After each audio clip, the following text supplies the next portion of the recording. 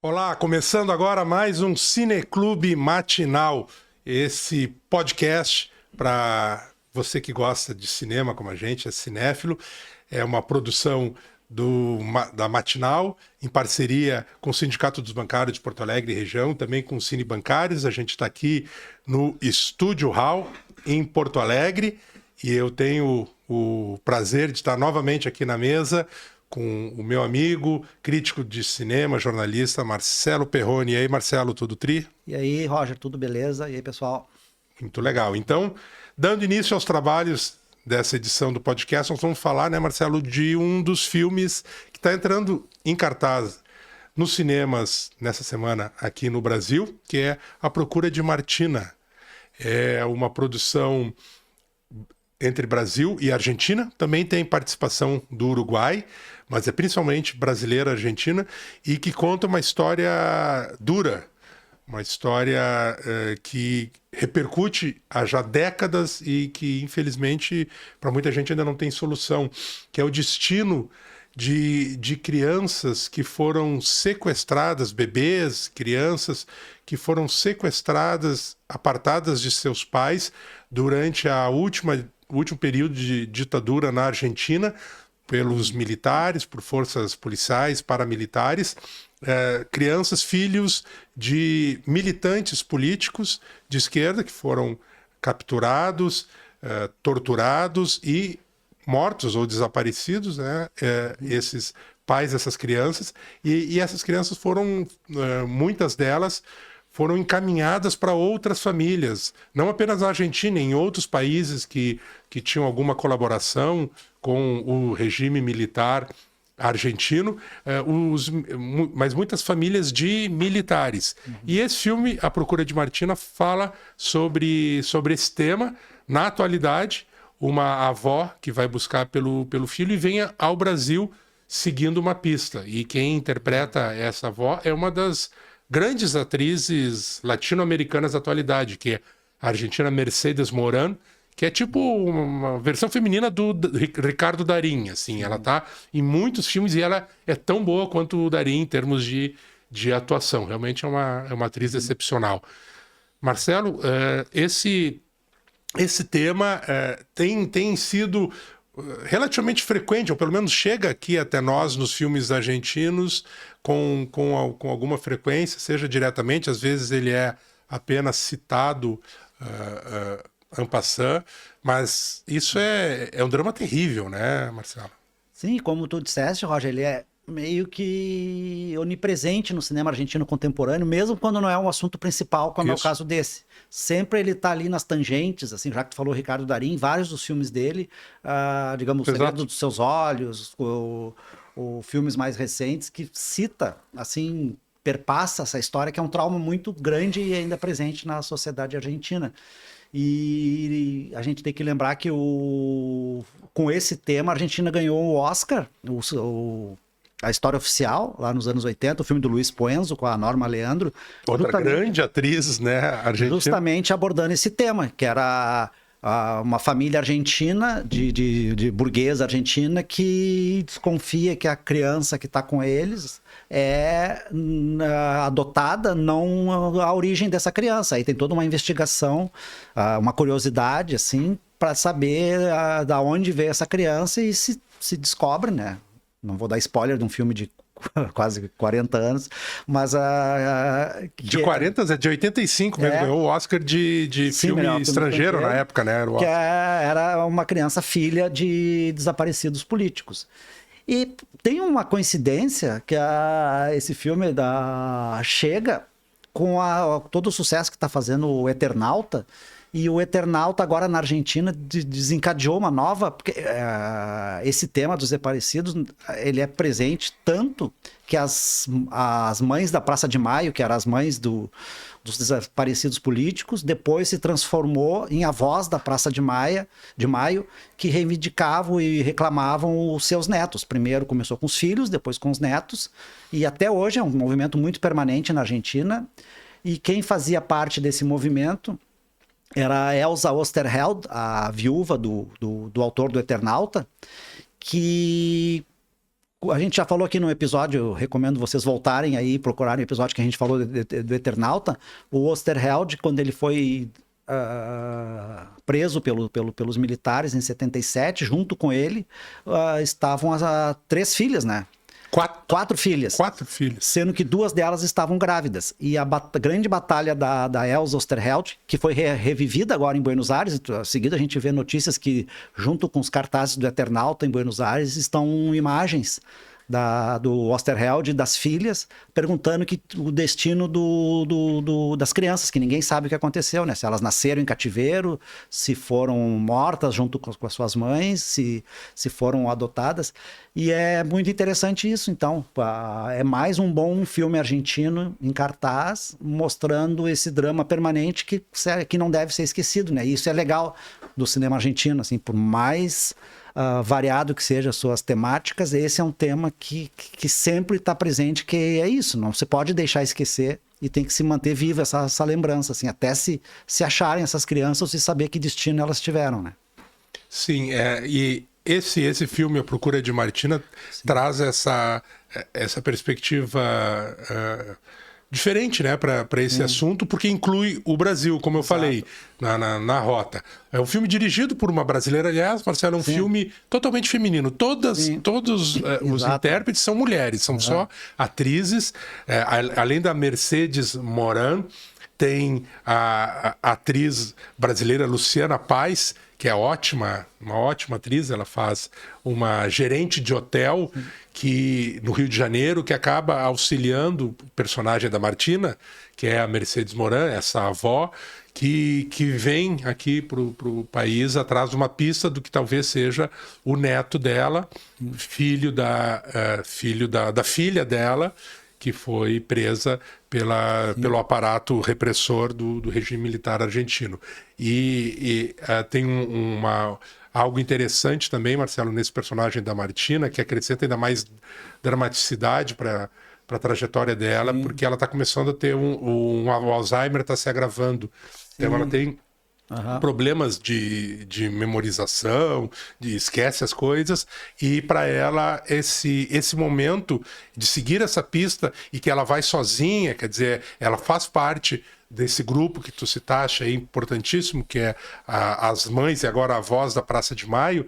Ela tem o suporte delas, mas ela resolve ir sozinha porque ela não quer esperar mais, porque ela sente que ela tem pouco tempo para esse reencontro, porque ela está perdendo a lucidez. E é curioso que daí, bom, o filme daí passa quase todo ele, no final das contas, aqui no Brasil, no Rio de Janeiro, né, ela buscando seguir a pista desse suposto neto dela, e ela acaba, e lá também na Argentina, ela tem o auxílio de 2 amigas, que são também participantes desse grupo, e uma delas é vivida pela atriz Adriana Eisenberg, é uma atriz também já bem veterana, argentina, e que ela é sensacional, o personagem que ela faz é uma senhora bem humandona, muito segura de si, e que diz coisas muito engraçadas. Então é curioso que esse filme ele ainda tem um alívio, né, apesar da dureza desse tema, e é absolutamente sério e é tratado com seriedade, sem dúvida, mas tem digamos que um alívio cômico nessa personagem e na interação que essa personagem tem com a personagem da Mercedes Moran, que é a protagonista, né, que é essa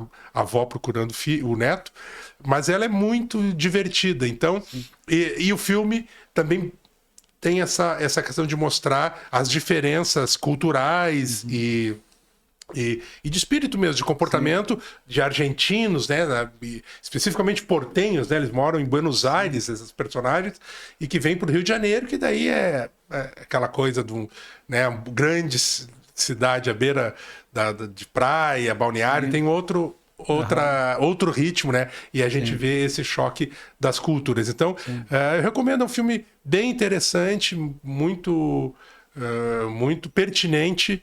Essa é A Procura de Martina, porque a gente não pode esquecer, a gente tem que sempre lembrar disso, desses episódios, tanto aqui quanto em outros países, especialmente os nossos vizinhos, para que isso não venha a se repetir, né, Marcelo? Exatamente.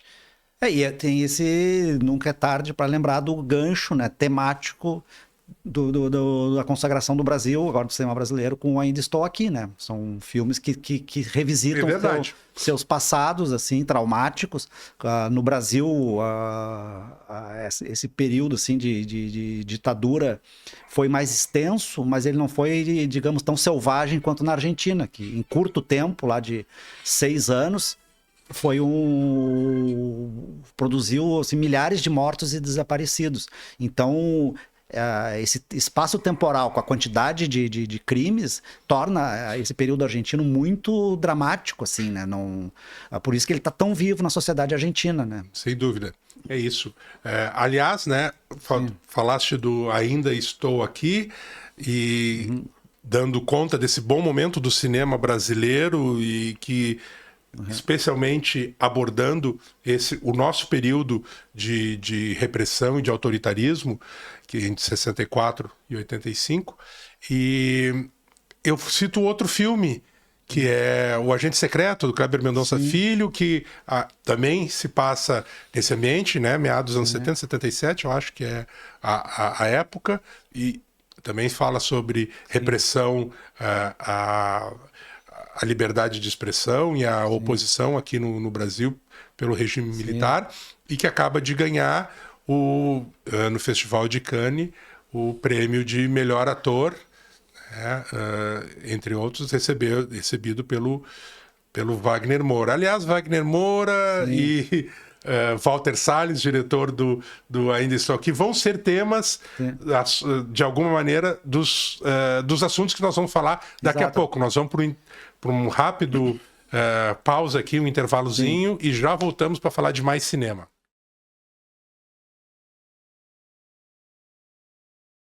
A gente está de volta aqui com o Cineclube Matinal, falando de mais cinema, de mais estreias, não dessa semana, a gente está adiantando aqui na nossa conversa, e isso é um privilégio de você que nos ouve ou nos assiste, já ficar sabendo antes, né, o que a gente acha e das recomendações dos filmes que vem por aí. Dia 19 de junho vai estrear nos cinemas, né, Marcelo? Dois filmes, um inédito, outro é uma reestreia, mas que são relacionados a um dos grandes cineastas da atualidade internacionais, que é o chinês Jia Zhangke.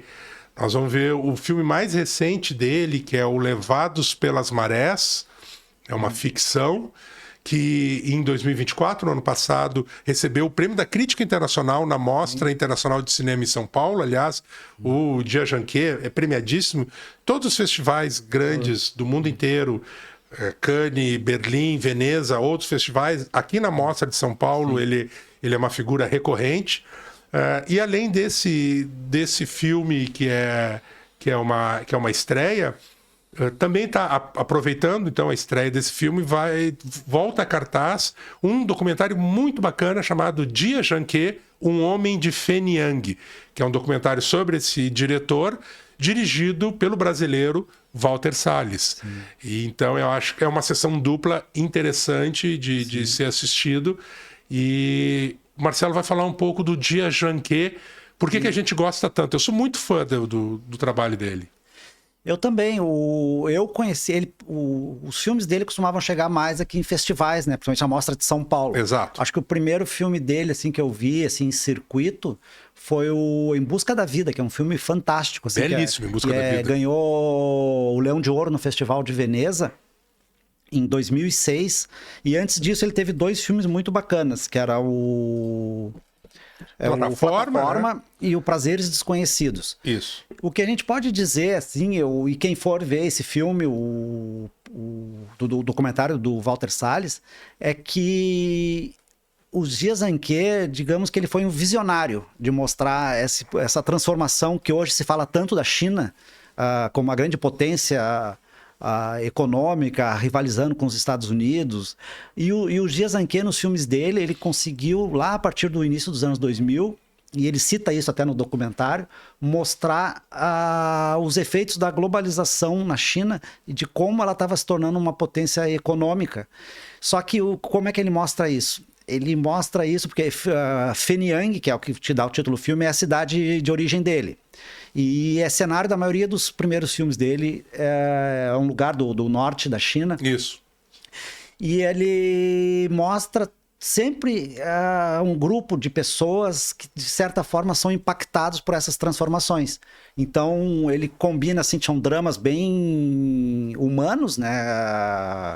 Digamos assim, com câmera na mão, acompanhando de perto seus personagens. Ao mesmo tempo, eles estão inseridos num grande painel que sempre tem alguma coisa ali dando um sinal de que tem alguma coisa maior que vai engolfar aquela realidade. É uma das coisas que eu acho mais interessante, Marcelo, no Dia Janquet, essa capacidade que ele tem de transitar entre o drama íntimo de personagens, às vezes de um personagem apenas, ou de um casal, ou de uma família, para o contexto mais amplo, que faz parte também, por óbvio, do dia a dia, né? Exato. Dos chineses nessas últimas décadas, né? Essa contradição e às vezes o choque mesmo entre os destinos pessoais, as ambições, os sonhos pessoais e o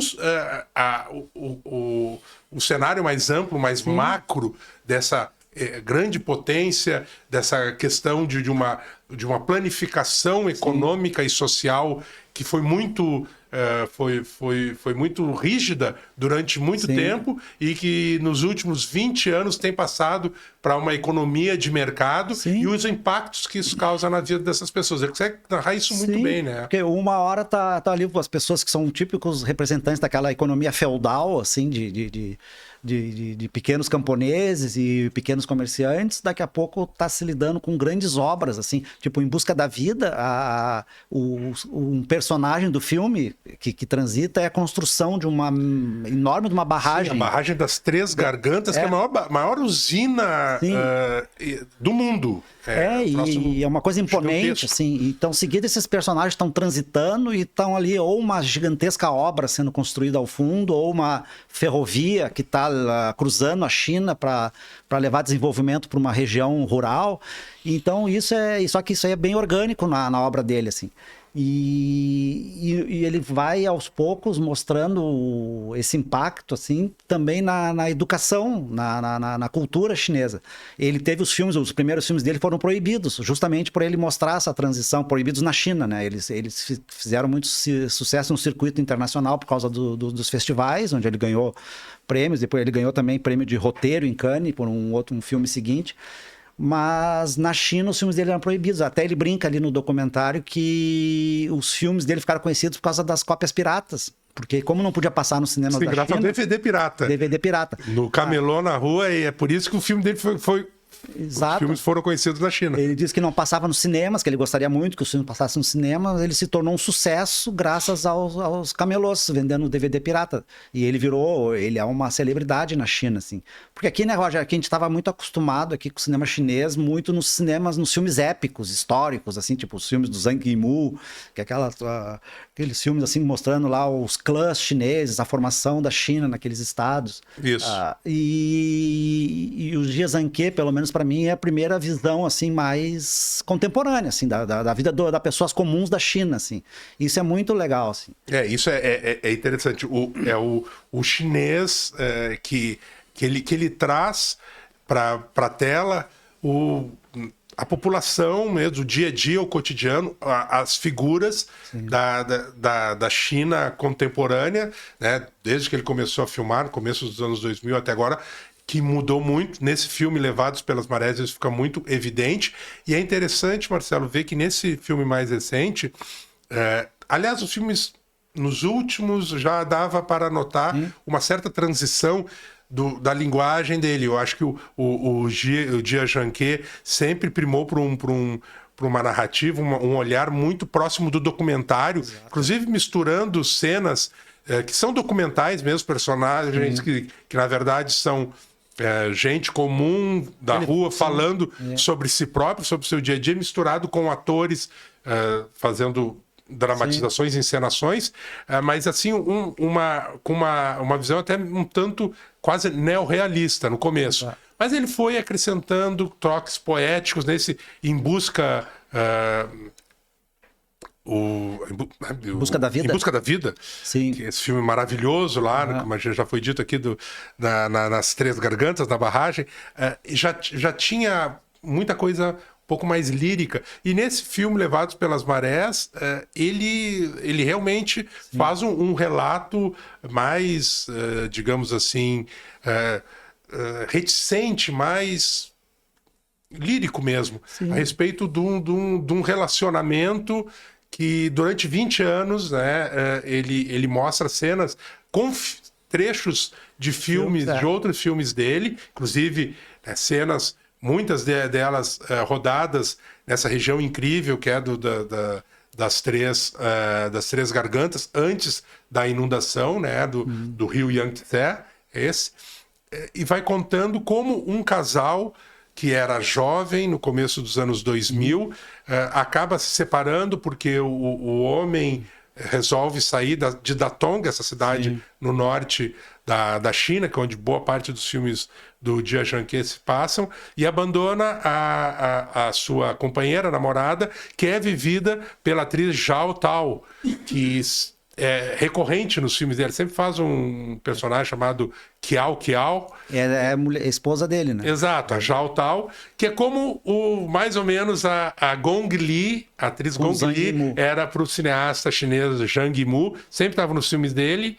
A Zhao Tao sempre está nos filmes do Jia Zhangke. Bem, e ela vai atrás dele, desse, né, o antigo namorado, e eles perdem o contato, e o filme vai acompanhando meio elipticamente, assim, meio reticentemente. A gente não sabe direito o que exatamente aconteceu, mas acompanha com interesse a busca dela tentar reencontrar com esse homem, que ele não responde às mensagens dela, etc. E passam-se 20 anos com isso. E, ao mesmo tempo, a gente vai vendo, como o Marcelo bem disse, o desenvolvimento e as mudanças da cultura, da economia e da sociedade chinesa em 2 décadas, que foram realmente mudanças muito, muito drásticas. Já tinham começado antes dos 2000, evidentemente, mas que se aceleraram com isso que a gente falou aqui, de uma mudança de paradigma, de uma economia totalmente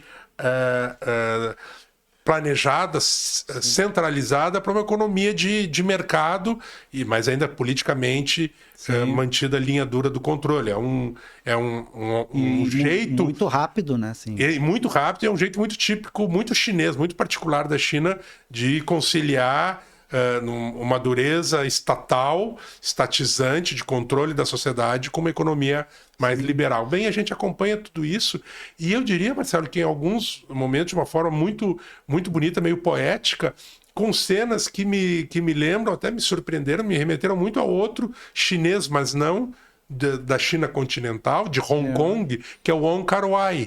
Então tem cenas, sobreposições de imagens, cenas filmadas em câmera lenta, muito bonitas esteticamente, em termos de iluminação, que remetem ao cinema do Wong Kar-wai, que é mais estilizado, em que a fotografia é mais cuidada, digamos assim, mais artificial mesmo.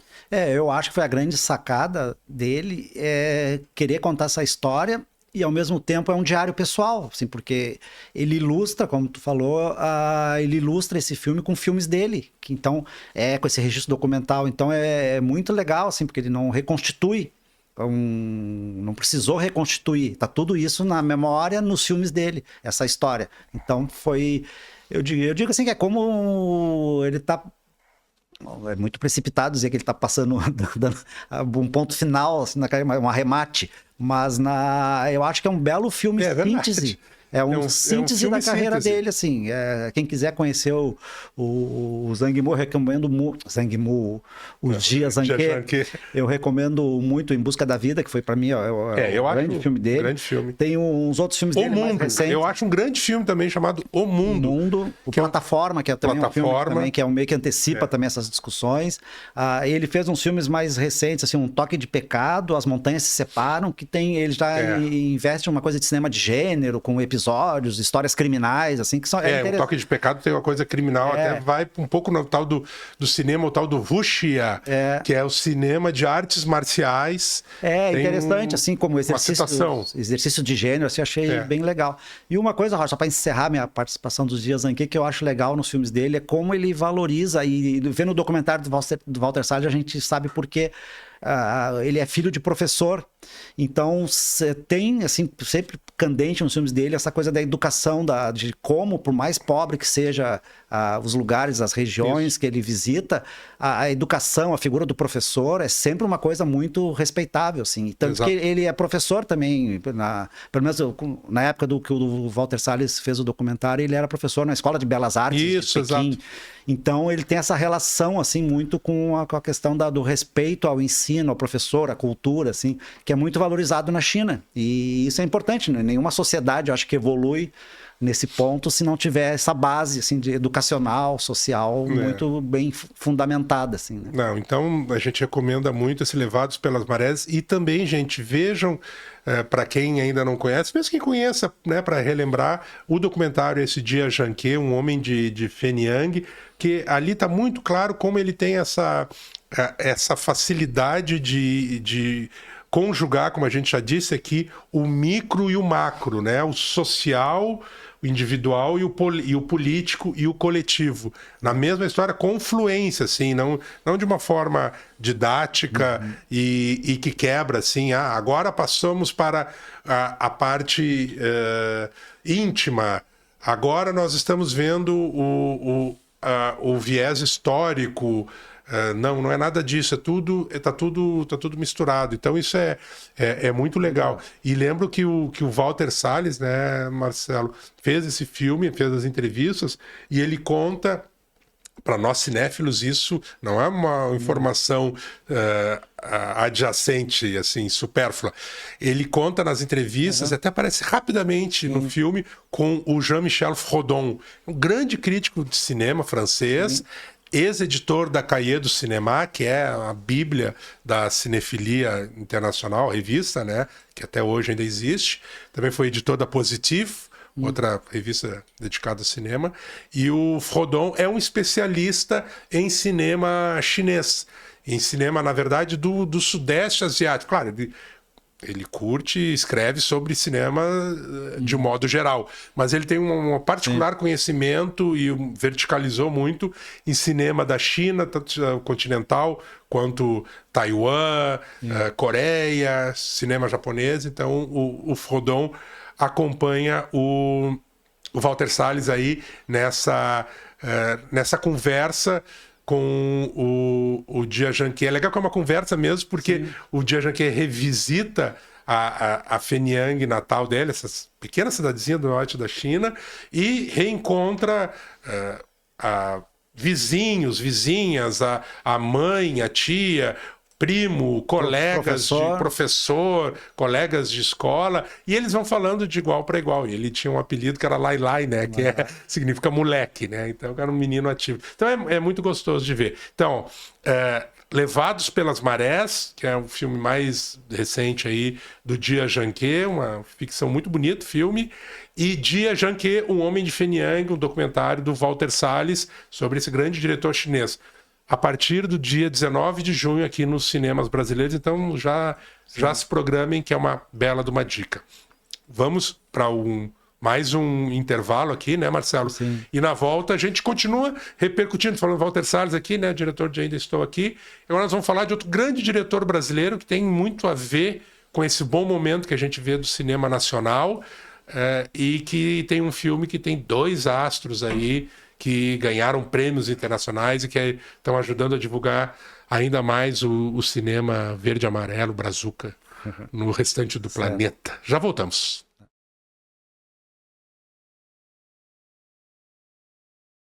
A gente está de volta aqui no podcast Cineclube Matinal e vamos falar de um grande realizador brasileiro que está com 2 títulos da sua filmografia que voltaram em cartaz numa sessão única, né? Porque um é um curta-metragem, o outro é um longa. O curta-metragem é considerado o melhor do gênero já feito no Brasil.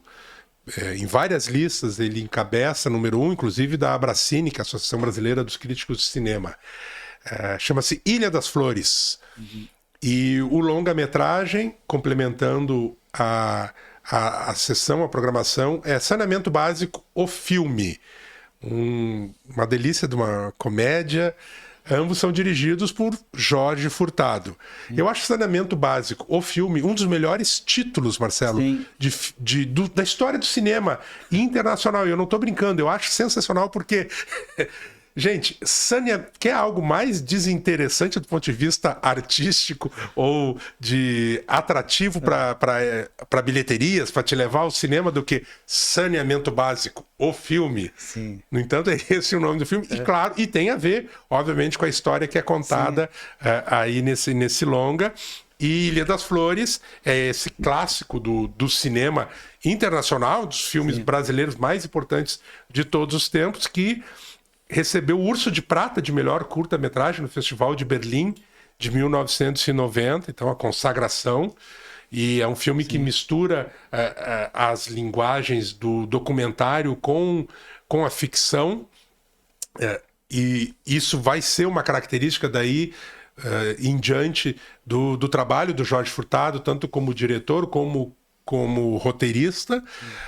E o Saneamento Básico já não tem tanto essa questão do documentário, mas ele se exercita na comédia de uma maneira bastante criativa, com um elenco incrível, com atores ótimos, como o Lázaro Ramos, Camila Pitanga, e esses dois que estão super premiadíssimos, são ótimos, como os outros dois, mas que agora ganharam prêmios internacionais e que estão ajudando, como a gente já falou aqui no começo do programa, a dar visibilidade para o cinema brasileiro no exterior e mesmo aqui no país, que é Fernanda Torres, que ganhou o Globo de Ouro de melhor atriz, entre outros prêmios. Ela ganhou o Globo de Ouro de melhor atriz por Ainda Estou Aqui, dirigido pelo Walter Salles.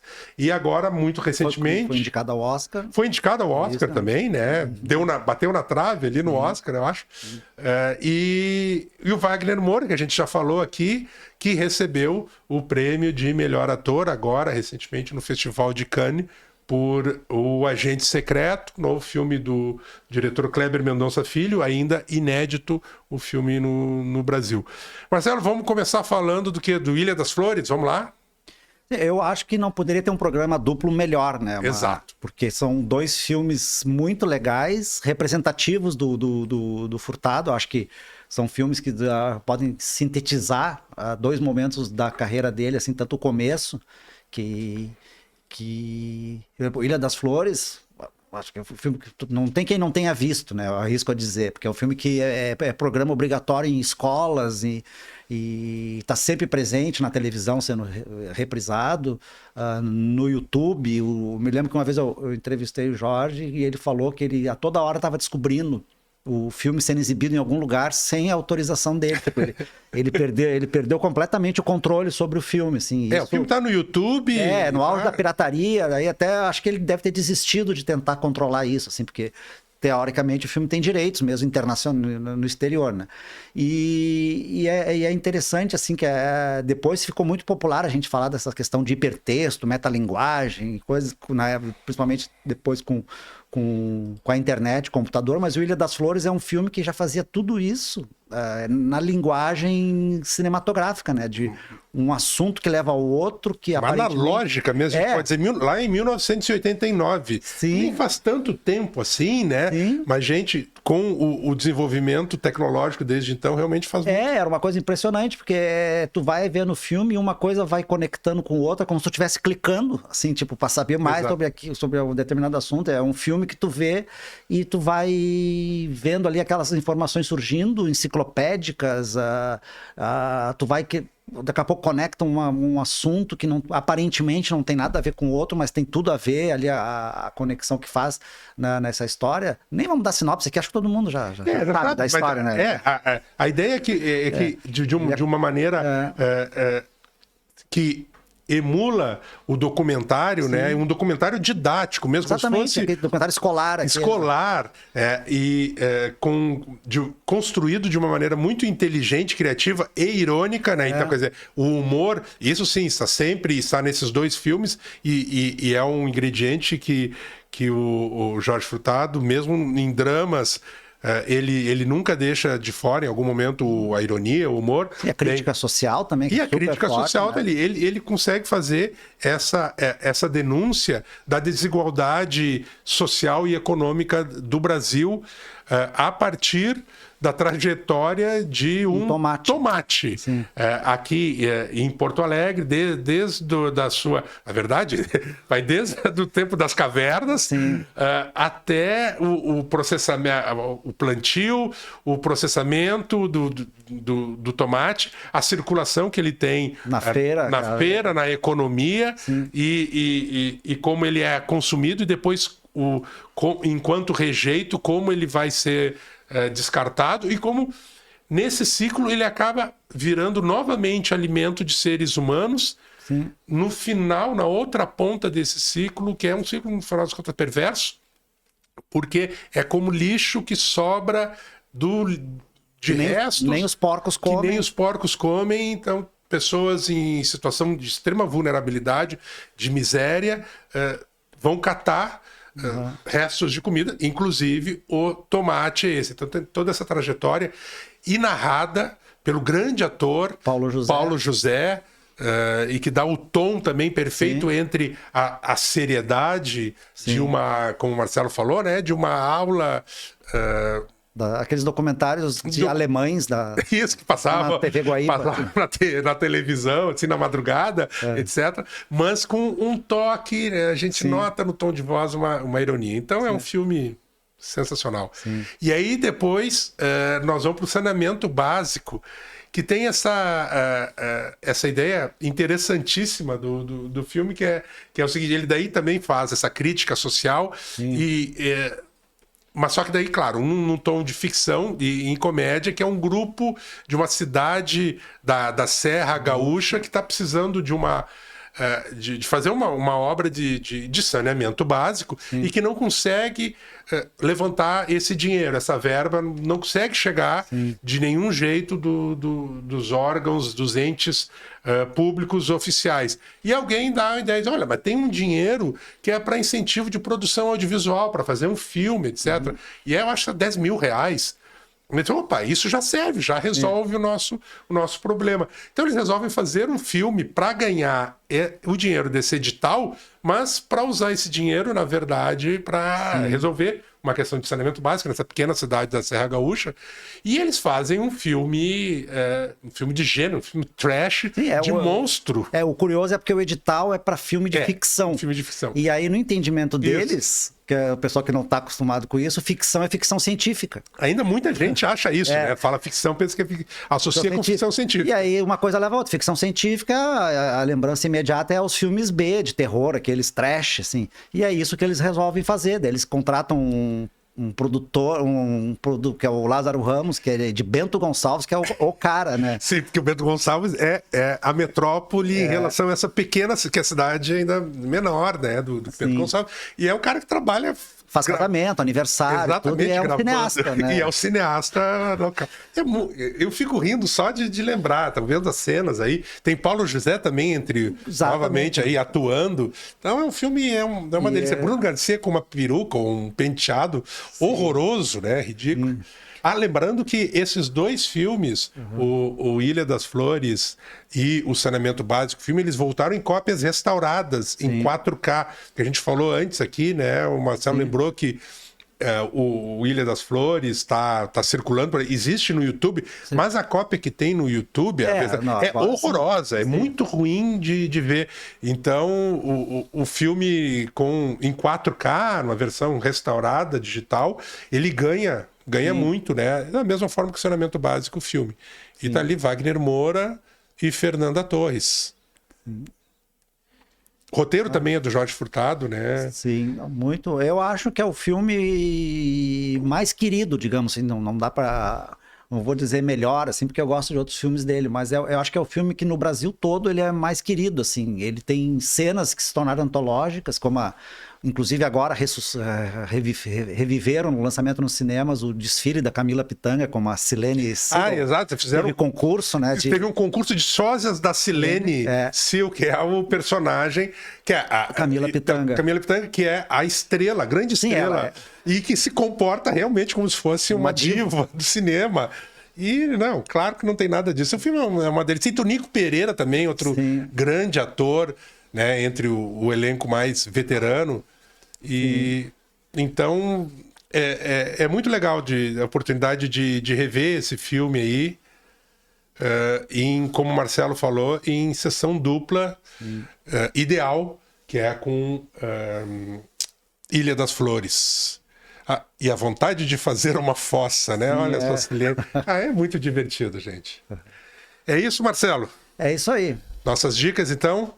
Quero ver de novo, então. Acho que eu vou encarar esse programa duplo aí. Eu também, sabe? Vale muito a pena, porque a gente já viu algumas vezes esses filmes na época. Saneamento Básico eu vi na época, não revi. Eu acho que vale a pena revê-lo. E o Ilha das Flores, apesar de já ter revisto algumas vezes, como eu disse, nas últimas foi nessa cópia do YouTube que é vergonhosa, assim, é triste de assistir daquele jeito. E o Saneamento Básico eu tenho uma memória afetiva, porque eu acompanhei parte das filmagens nos meus tempos de repórter de cinema, ali em Montebello do Sul e Santa... E qual é a outra cidade que foi gravada? Ali Montebello do Sul era basicamente ali. Sim, Montebello do Sul, acho que a maioria das ali uma cidade vizinha, ali na Rota dos Vinhedos, ali do lado de Bento. E foi filmado na comunidade, ali com participação dos moradores. E eu fiquei ali, acho que uns 2 dias acompanhando, assim. Foi muito divertido, assim, ver a interação do elenco, assim, um clima família, assim, que está refletido no filme, assim. Todo o bom astral, assim, que se vê no filme era o bom astral dos bastidores também, assim. Muito legal. E tem uma trilha também muito interessante, com muita música canzone italiana, porque é uma região de colonização italiana, né, aqui na Serra Gaúcha. Santa Teresa, lembrei o nome. Santa Teresa e Montebello do Sul. Então tem muita música dos anos 60, aquelas canções românticas italianas, chamada canzone italiana, também faz parte da trilha. Então o filme é realmente uma delícia. Mas esse foi o podcast do Cineclube Matinal, que é uma realização da Matinal, comemorando os seus 6 anos, e é uma parceria com o Sindicato dos Bancários de Porto Alegre e região e também com os Cine Bancários. O programa é gravado aqui no Estúdio Hall, em Porto Alegre. Tem roteiro e apresentação Roger Lerina, Marcelo Perrone, produção é da Luísa Kiefer, do Felipe Speck e da Laís Escher. Na técnica, comandando as picapes aqui do nosso podcast, está o Diego Dornelles. Coordenação de comunicação do Sindicato dos Bancários é da Aline Adolfs e a direção de comunicação é do Sérgio Hoff.